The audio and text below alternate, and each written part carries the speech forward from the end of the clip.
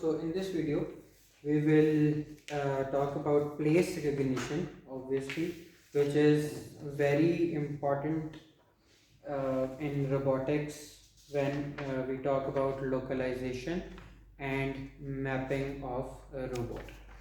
So before that, we need to talk about some prereq topics, which starts from global representation of the image. So image can be represented in many ways. First, you can represent an image as a global representation. For example, you had an image, okay, and you converted it into a vector, okay, and this one vector represent this whole image.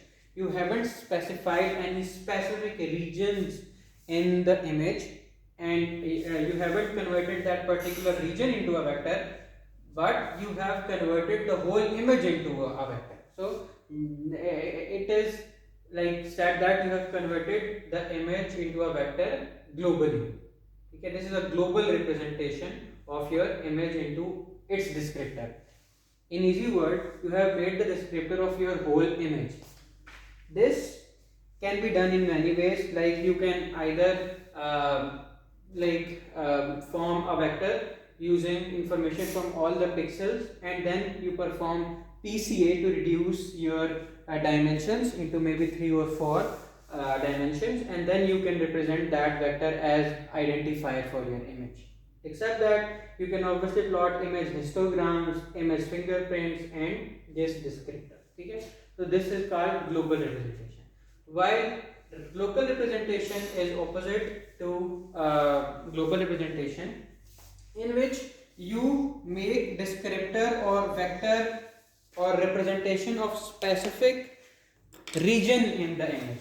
For example, you found that there were edges there, and then there were corners here, and then there were blobs here, and you make descriptors of these regions inside the image. So you are making descriptor of specific locations in the image. Therefore, it is called local representation, and there are many ways to find local descriptors as well.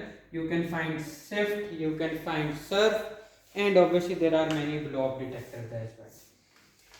Then, so this is called local representation. Then move on to the next very related topic to place recognition, which is bag of features. In bag of features, what you do is you have an image, you find different interest points for an image. So you had an image and you found different interest points. Interest points are your local descriptors or local representation. For example, you found different corners. Okay, this is said that you have found interest point descriptors inside the image. Now, a set of such descriptors is called bag of features. Okay, you have found different features, and a set of these features is called bag of features. Okay, you have extracted the feature and put everything inside a bag, for example. This is called bag of feature. The spatial representation between interest points is removed. Obviously, why? You have extracted the features and, for example, concatenated it into a single vector, or maybe you have found different vectors. For example, you have found different features, you have made different vectors of different features, and you have made tensor of different those different vectors. Okay, so you haven't when you were extracting this information, you were ignoring the spatial information. Why? Because now you know that you have this feature in the image, but you don't know that where this information or this particular feature lie inside the image. Okay, so here you lose spatial information. You have a bag of features, but you don't have spatial information. Now, how will you compare two images? You have one image and you have another image. You will find bag of features of both image, and then you can find the difference between the bag of features of both the images. You can either find a Euclidean distance, or you can find the absolute like at L1 norm or L2 norm, and the similar image will have the least distance. Okay, but point to notice is you were ignoring spatial information here.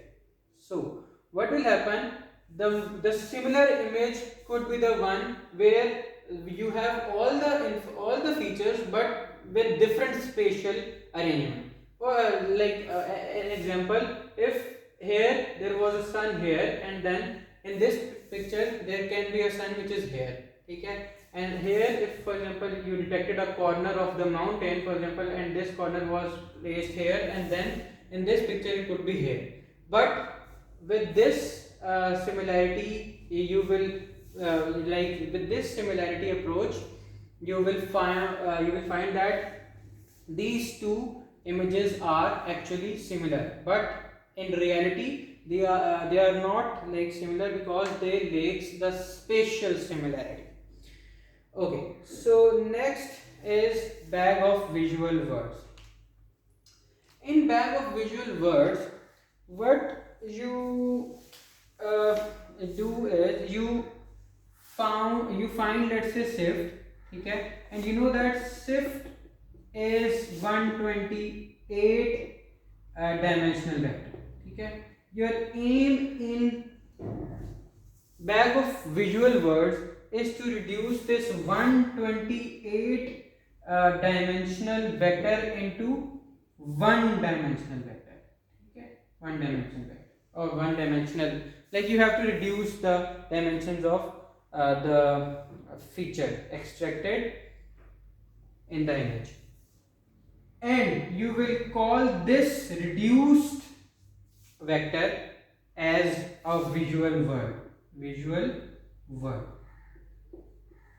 Now you extracted, let's say, 30 shift features.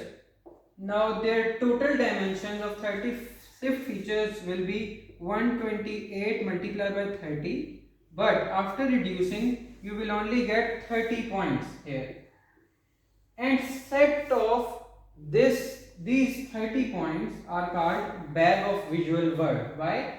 Because you have converted this feature into one point, which one point is called a visual word, and now you have, let's say, 30 such points. And so just like you were saying bag of features here, this will be bag of visual words. And this is very important concept, because in the remaining video we will be talking about bag of visual words and how this is used in localization and method.